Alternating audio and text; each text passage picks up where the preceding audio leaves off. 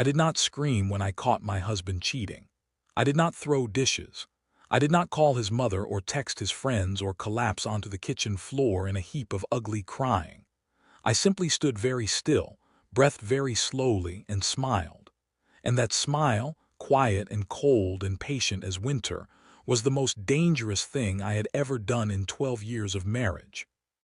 But let me start from the beginning, because the beginning matters. The beginning is where you see exactly how a woman goes from trusting her husband completely to standing in a dark parking lot, watching him disappear into a building with another woman, and feeling something inside her click into place like the safety being released on a gun. My name is Emma. I am 41 years old. I have a laugh that fills rooms, a job I built from nothing, and until recently a husband I would have walked through fire for. His name is Jack. He is broad-shouldered and handsome and charming in the way that dangerous men often are, the kind of charming that makes you feel chosen, special, like the sun rose specifically for you. For 12 years I believed I was chosen. For 12 years I was wrong. The signs came slowly at first, the way termites work through a wall. You do not see the damage until the structure is already hollow. It started with his phone. Jack had always been casual with his phone, leaving it on the counter, tossing it on the couch, never particularly protective of it. Then one evening in late October, I reached across the dinner table to show him a photo of the paint colors I was considering for the guest room, and his hand moved faster than I had ever seen it move. He snatched the phone before my fingers could touch it, laughed like it was nothing, said he was just being silly. I smiled. I said nothing, but I noticed. Then came the late nights. Jack worked in property development, so long hours were not new, but these were different. These had texture. He would come home smelling of a dinner he claimed he had skipped, collar slightly looser than he left in the morning, eyes carrying the particular brightness of a man who had been thoroughly entertained. He would shower immediately, something he never used to do, and emerge wrapped in steam and the sharp, clean scent of our soap, all evidence scrubbed away. Or so he thought. What Jack did not account for was that a woman who loves a man memorizes him. I knew the exact weight of his footstep on the hardwood floor. I knew the specific way he exhaled when he was tired versus when he was guilty. And I knew, in the deep and wordless way that a wife simply knows, that the man climbing into bed beside me 3 nights a week was carrying a secret he had no intention of giving up. I started paying closer attention. Not frantically, not desperately, but with the quiet and methodical focus of a woman who has decided she deserves the truth. I noticed that his so-called work calls happened exclusively in the garage or in his car, never inside the house. I noticed a new cologne had appeared on his shelf, something warmer and more expensive than his usual, something chosen to impress. I noticed that on the evenings he came home latest, he was also somehow the most relaxed, loose and soft in a way that a stressful work dinner never produces. And then, on a Wednesday evening in early November, I smelled it. He hugged me at the door the way he always did, the performance of a normal husband greeting his normal wife after a long, normal day. But as his arms came around me, something floated off his jacket and landed directly in my senses like a slap. It was perfume. Not a trace of it, not a ghost of it, but a full and unmistakable floral scent that had been pressed into the fabric of his lapel at very close range. It was sweet and powdery and absolutely not mine. I do not wear floral perfume. I never have. I pulled back, looked at his face, and smiled. "Long day?" I asked. "Brutal," he said, and walked past me to the kitchen. I stood in the hallway for a moment, the smell still in my nose, and I made a decision. No more waiting for signs. I was going to find out exactly what was happening, and I was going to do it on my own terms. 3 days later, I followed him. I told him I was having dinner with my colleague, Diana. He barely looked up from his laptop when I said it. I drove 2 blocks away, parked, and waited. At 7:14 in the evening, his car backed out of our driveway. I followed at a careful distance, staying 2 cars behind him through 4 traffic lights and across the overpass that runs toward the east side of the city. He drove with the confidence of a man who believed he was completely alone, no checking the mirrors, no hesitation at turns. He knew this route. He had driven it before. He pulled into a residential complex called Elmview Court, a cluster of clean, modern apartment buildings with a security gate that was apparently no obstacle because he punched in a code without pausing. I parked on the street outside, engine off, and watched through the gate. Jack stepped out of his car, straightened his jacket, and pulled out his phone. He typed something quickly. Seconds later, a woman appeared in the entrance of the nearest building, and the bottom of my world dropped out. She was younger than me by perhaps a decade, slim and bright-eyed, wearing a fitted dress the color of champagne. She moved toward Jack with the easy familiarity of someone who has crossed that distance many times before, and when she reached him, she did not shake his hand or kiss his cheek the way a colleague might. She curved into him. He wrapped his arm around her waist and pulled her close, and they walked through the building entrance together, laughing at something only they could hear, the door swinging shut behind them.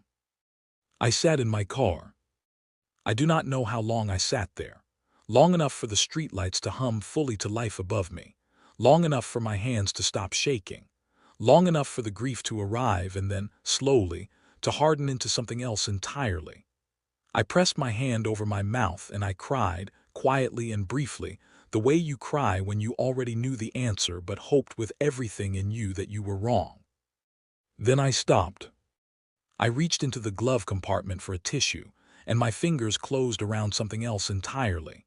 It was a small, clear plastic bottle with an orange squeeze cap. I pulled it out and stared at it under the pale glow of the streetlight. Personal lubricant. Nearly a quarter of it already used. Kept here in his car, specifically for her, for nights like tonight that had apparently been happening for long enough to require supplies. I turned the bottle over in my hands. I read the label. I set it very carefully on the passenger seat beside me. And then, for the first time since I had parked on that street, I smiled. It was not a warm smile. It was not the smile of a woman who had made peace with her pain. It was the smile of a woman who had just been handed exactly what she needed. I placed the bottle back into the glove compartment. I positioned it at the same angle in the same spot, with the same casual carelessness with which Jack had left it. Then I closed the compartment gently, started my car, and drove home through the quiet November streets, the city lights blurring past my windows like a life I was already beginning to leave behind. I did not confront him that night. I did not confront him the next morning either, when he kissed my temple at the breakfast table and asked if I wanted him to pick up anything on his way home. I simply said no, thank you, and watched him walk out the front door with his jacket and his secrets and his near-empty bottle of lubricant in his glove compartment, and I thought about what I was going to do next. Because I had a plan, and Jack, God bless him, had absolutely no idea. I have always been a precise woman.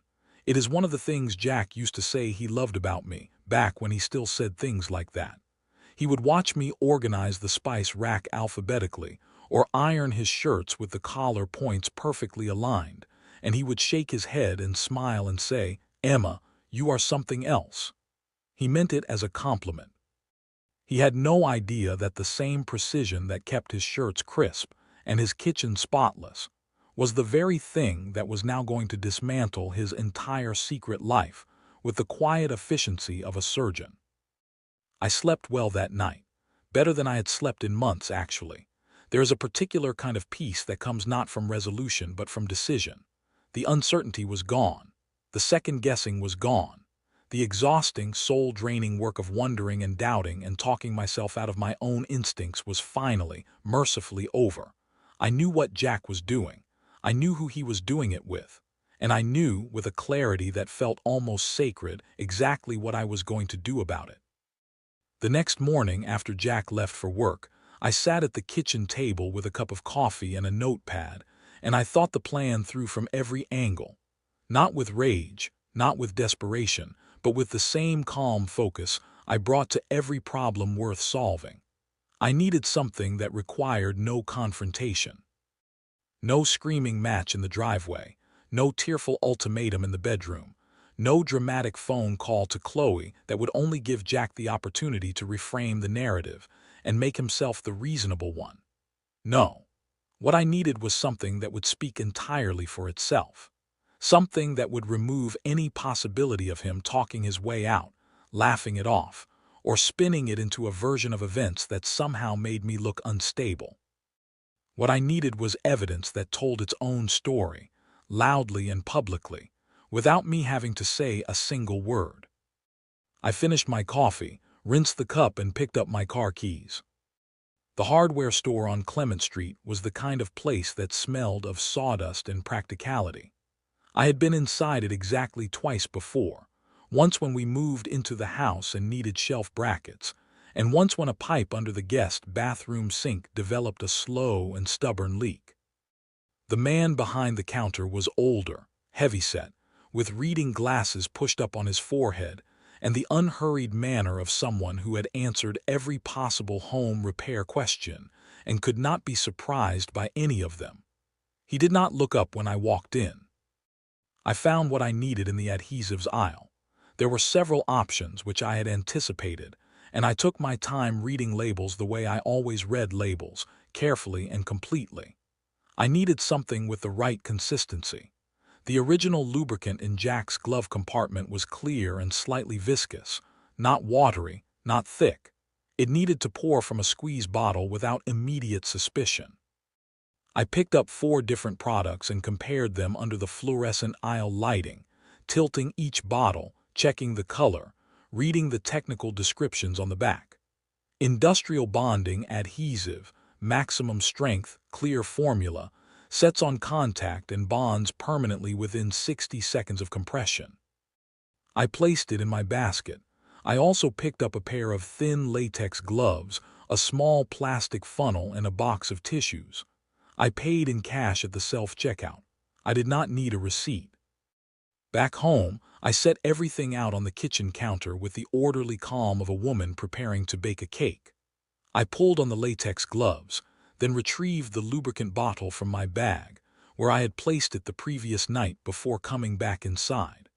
I had taken it from Jack's glove compartment after all, not because I was careless, but because I had already decided that what went back into that compartment would not be what came out of it. I opened the lubricant bottle carefully, set the cap aside, and used the small funnel to empty the remaining contents down the kitchen sink, running warm water after it until the drain was completely clear. Then I rinsed the inside of the bottle twice, dried it thoroughly with a tissue, and set it upright on the counter. I opened the industrial adhesive and, working slowly and without rushing, transferred it into the original bottle using the funnel. I filled it to approximately the same level the lubricant had been at before, because Jack was a man who noticed nothing about his household, but would absolutely notice if a bottle he used regularly was suddenly too full or too empty. I sealed the cap, wiped the outside of the bottle clean with a fresh tissue, and held it up to the kitchen light. It looked identical. Same bottle, same cap, same approximate weight, same clear color. Unless you unscrewed the cap, pressed the bottle, and watched what came out of it land on your skin and begin to set, you would have no reason to suspect anything at all. I placed the bottle into a small Ziploc bag, removed my gloves, washed my hands twice, and went upstairs to change my clothes. That afternoon, while Jack was still at the office, I returned to his car. I had his spare key, the one he kept on the hook by the back door that he had stopped thinking about years ago because nothing in our home had ever given him reason to think about it. I opened the passenger door, opened the glove compartment, and placed the bottle back inside at exactly the same angle, in exactly the same position, with exactly the same casual disorder in which he had originally left it. A parking receipt still curled against the left side of the compartment. A pen without a cap lay across the bottom. A folded takeout menu from a Thai restaurant we had never visited together sat beneath everything else, which told me everything I needed to know about how long this arrangement had been going on. I left it all exactly as I found it. I locked the car, replaced the spare key on its hook, and poured myself a glass of water. Over the following 2 days, I did 3 things with the focused, unhurried energy of a woman who has made her peace. First, I called my sister Renee and told her what I had found. Not everything, not the plan, just the facts, and Renee, who had never fully trusted Jack and had been wise enough to say so only once, listened without interrupting and then said simply, "Whatever you need, I am here." Second, I contacted a family law attorney named Patricia Osei, whose name I had seen on a billboard near the overpass every morning for 6 months, and somehow always filed away in the back of my mind, which perhaps says something about instinct and how long it quietly prepares you for what your conscious mind is not yet ready to face. I made an appointment for the following Monday. I did not cancel it. Third, I began quietly moving certain things: documents, account information. The small envelope in the back of my underwear drawer that contained my grandmother's rings. Not frantically, not in a panic, but with the measured calm of a woman who is closing one chapter of her life and intends to do so on her own terms. Jack noticed none of it. Jack was, in fact, in a particularly good mood that week, relaxed and almost affectionate in the distracted way of a man whose guilt has been temporarily soothed. He brought home takeout on Thursday evening without being asked. He complimented my hair. He told me I looked tired and suggested I sleep in on Saturday, which was so remarkably considerate of him that I had to look at the ceiling for a moment to maintain my composure. On Friday evening, he announced he had a late client dinner. He said it the way he always said it now, casually and without detail, dropping it into conversation like a stone into still water and walking away before the ripples could reach him. He was already showering when he told me, calling through the bathroom door in a voice pitched to carry over the sound of the water. I was sitting on the edge of the bed. I said, "Okay, have a good time." My voice was perfectly even. I heard him pause very briefly in his showering, as though something in my calm had caught his attention for just a moment. Then the water kept running, and the moment passed, and Jack went back to being a man who believed he was completely in control of his life.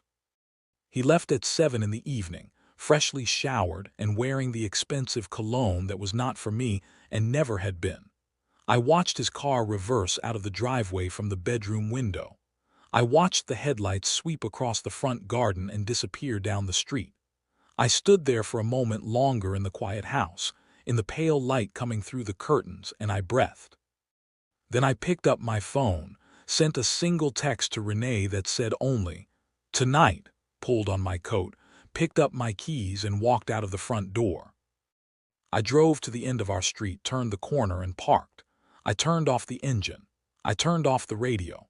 I sat in the dark and the silence with my hands folded in my lap, and I waited, and the waiting felt nothing like the waiting I had done over the past several weeks, the anxious, corrosive, sleepless waiting of a woman who does not yet know what she is waiting for. This waiting was different. This waiting had a shape and a destination and an ending I had written myself. I checked the time on my phone. I set it face down on the passenger seat. Outside, the November night was still and cold, and the streetlights laid long, quiet shadows across the empty road, and somewhere across the city, in a modern apartment at Elmview Court, a man who thought he had gotten away with everything was about to reach into his glove compartment. I looked straight ahead through the windshield at the dark and empty street, and I smiled the same smile I had smiled 3 days ago in this same seat, cold and patient and absolutely certain. And then I waited for the world to catch up to what I already knew.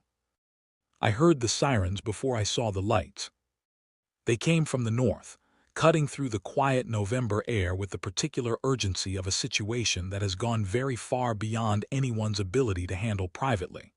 First one siren, rising and falling as it navigated the cross streets toward Elmview Court. Then a second, lower and steadier, the kind that belongs to a larger vehicle. Then, just as the first blue and red lights began strobing against the apartment building's pale exterior walls, a third. I sat in my parked car at the corner of the street, with my hands folded in my lap, and watched the Elmview Court entrance fill with the organized chaos of people whose entire job is to respond to situations that ordinary people have catastrophically failed to manage on their own. A fire truck, an ambulance, 2 police cruisers, one arriving directly behind the other with a precision that would have been almost elegant under different circumstances. They pulled into the complex one after another, and within 30 seconds the parking area in front of the building was blazing with emergency lights that turned the cold night air red and blue and white in rotating waves. I watched from my car. I did not move. I did not need to move. Everything I needed to see was happening at a perfectly observable distance, framed like a stage production through my windshield, and I had the best seat available. The neighbors came first, the way neighbors always do. Lights flickered on across the building's face, windows filling with curious silhouettes. A woman on the second floor slid her balcony door open and stepped out in a dressing gown, leaning over the railing to see below. Two men from the ground floor appeared in the main entrance doorway, one of them still holding a television remote, both of them craning their necks toward the far end of the corridor where the paramedics had disappeared.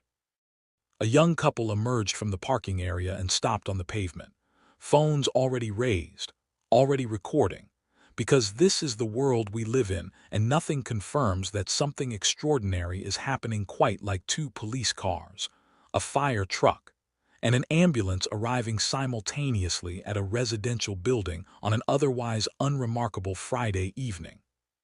I checked the time. It was 8:53.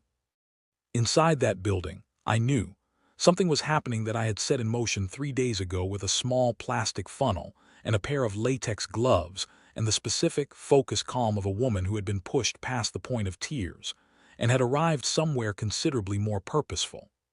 I knew, because I understood industrial bonding adhesive and what it does when it is applied to skin and then compressed, that Jack and Chloe were not having a good time. I knew that what had begun as another secret Friday evening in their borrowed apartment had transformed, at some precise and unavoidable moment, into a situation requiring emergency services, and that there was absolutely nothing either of them could do or say to explain it away. The paramedics emerged from the building at 9 o'clock exactly. I know the time precisely because I looked at my phone the moment the main entrance doors swung open, not because I was nervous, but because I wanted to remember every detail of what came next with total accuracy. The doors opened, and two paramedics came through first, moving with the brisk, professional efficiency of people managing a situation that is medically uncomplicated but logistically extraordinary. Behind them came a firefighter, and behind the firefighter came Jack and Chloe. They were covered in emergency blankets, the thin silver kind that crinkle loudly with every movement. They were walking, which answered one question, but they were walking in a way that made it immediately and abundantly clear to every single person in that parking area that they could not fully separate from each other. Their movements were constrained and synchronized in the rigid, mortifying way of two people whose bodies had been industrially bonded together, and for whom the medical solution had apparently involved enough solvent to make them mobile, but not enough to restore anything resembling dignity. Chloe's face was turned sharply away from the gathered crowd, with the desperate instinct of a woman who understands that her face is about to be seen by everyone. Jack's face was not turned away.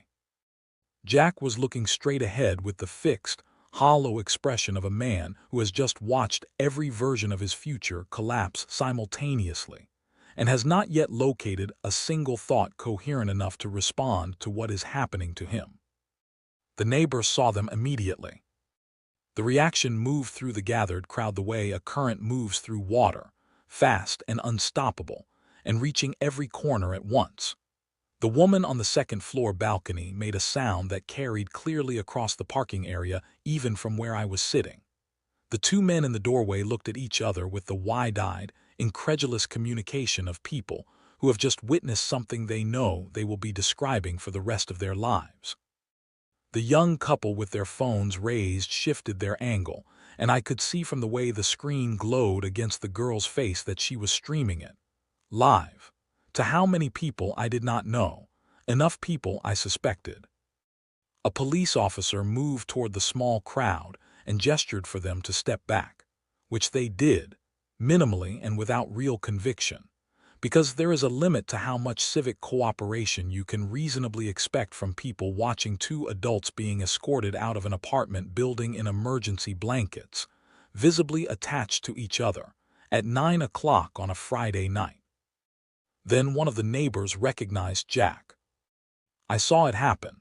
A man near the entrance, middle-aged, wearing a gray sweater, looked at Jack with the squinting focus of someone trying to place a face in an unexpected context. Then his expression changed, and he turned to the woman beside him and said something, and her expression changed too, and within approximately 15 seconds the name Jack had moved through that cluster of people like a lit fuse. One woman near the back of the group turned and looked across the street, and I understood in that moment that she was looking for me, looking for Emma, because if the man coming out of that building was Jack, then the story had a wife somewhere, and everyone in that parking lot instinctively knew it. I did not hide. I did not duck below the dashboard or pull away from the curb or do anything that might suggest I had anything to be ashamed of. I was a woman sitting in her own car on a public street on a Friday evening. I had broken no laws. I had done nothing that could be proven, because I had been very, very careful, and because industrial adhesive is sold freely in hardware stores on Clement Street and anywhere else you care to look. I sat exactly where I was, hands folded, and I watched. Jack saw my car. I know he saw it because I saw the moment he did. He was being guided toward the ambulance by a paramedic when something made him turn his head toward the street. Some instinct or some guilt or some deep and animal awareness of being observed by the specific person whose observation he had most dreaded. And his eyes found my car, and then found me through the windshield. We looked at each other across the distance of that parking area, across the strobing emergency lights and the gathered neighbors and the crackling radios and the extraordinary wreckage of the secret life he had built. And I held his gaze for exactly as long as it took for him to understand that I was not surprised, that I had never been going to be surprised, and that the look on my face was not anger and not grief, but something far quieter and far more final than either. Then I looked away. Chloe was helped into the ambulance first. Jack followed because he had to, because they were still not entirely free of each other, and the paramedics were managing the logistics of this with the studied, neutral professionalism of people who have taken an oath to treat every patient without judgment, and are currently being tested on that oath in ways their medical training had not specifically anticipated. The ambulance doors closed. The fire truck began to pull out. One police cruiser remained, its officer speaking to a small group of residents who were offering the enthusiastic and largely useless eyewitness accounts of people who had arrived after the fact but feel strongly that their presence at the scene gives them relevant information. The woman in the dressing gown was still on her balcony. The young couple was still recording. The man in the gray sweater was on his phone, and I did not think he was ordering a pizza. I picked up my phone from the passenger seat. I had one unread message from Renee, sent 7 minutes ago, that said simply, "Well." I typed back 2 words, "It's done." I set the phone down. I started the car. I did not look at the building again as I pulled away from the curb and drove slowly and completely legally down the street, because there was nothing left in that direction that belonged to me. I called Renee through the car speakers as I crossed the overpass, the city spreading out below me in its indifferent, glittering entirety. She answered before the second ring. "Book me that flight," I said. She did not ask where. She already knew. She had known for 2 days because I had told her I would need it, and Renee, unlike Jack, had always listened to me properly. "Monday morning," she said. "I already pulled up the options." "Monday morning," I agreed. We stayed on the phone together for the rest of the drive home, not talking much. Just the comfortable quiet of 2 women who have known each other long enough that silence between them is not empty but full. Full of history and understanding and the specific solidarity of a sister who showed up without being asked and asked nothing in return. When I pulled into the driveway and turned off the engine, I sat for a moment in the dark of the garage and looked at the house I had shared with Jack for 9 of our 12 married years. The kitchen light was on because I had left it on. The rest of the house was dark and still. I thought about the woman I had been when I moved into this house, younger and certain, and completely convinced that the man beside me was exactly who he said he was. I thought about 12 years of Sunday mornings and shared grocery lists and arguments about the thermostat and holidays with his family, and the ordinary, irreplaceable texture of a life built alongside another person. I thought about all of it with a kind of clear-eyed tenderness, the way you handle something fragile after it has already broken, carefully, and without pretending it can be repaired. Then I got out of the car, went inside and began to pack. I moved through the bedroom with quiet efficiency, pulling clothes from the wardrobe and folding them into the large suitcase I kept on the top shelf, the one I had bought for our honeymoon trip and used every year since for holidays that had grown progressively shorter and further apart as the distance between Jack and me widened into something neither of us had ever directly named. I packed what I needed and left what I did not. I took my grandmother's rings from the envelope in the underwear drawer and placed them in the small zippered pocket of my travel bag, where I always kept things I could not afford to lose. I did not leave a note. There was nothing to explain. The explanation was currently being processed by 2 paramedics, 1 firefighter, several police officers, a parking lot full of witnesses, and whatever number of people the young couple had been streaming to on their phones when they panned the camera across the parking area and caught 2 figures in silver emergency blankets being loaded into an ambulance outside a Friday night apartment at Elmview Court. Whatever story Jack needed to tell himself about how his life had arrived at this precise destination, he was going to have to tell it without my help and without my presence, and into the increasingly unsympathetic audience of everyone who had just watched it happen in real time. I zipped the suitcase. I carried it to the front door.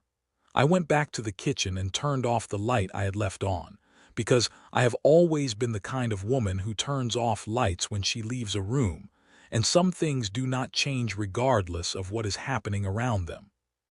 I stood in the dark hallway for a moment, the house silent around me, and I took one long, steady breath. They say revenge is a dish best served cold. I say it is best served sticky. I say it is best served with precision and patience and a hardware store receipt paid for in cash. And I say it is best served by a woman who has decided, quietly and completely, that she deserves better than the life that was being served to her. I picked up my suitcase, opened the front door, and walked out into the cold November night without looking back. The air was sharp and clean and tasted of something I had almost forgotten. It tasted like the future. It tasted like mine.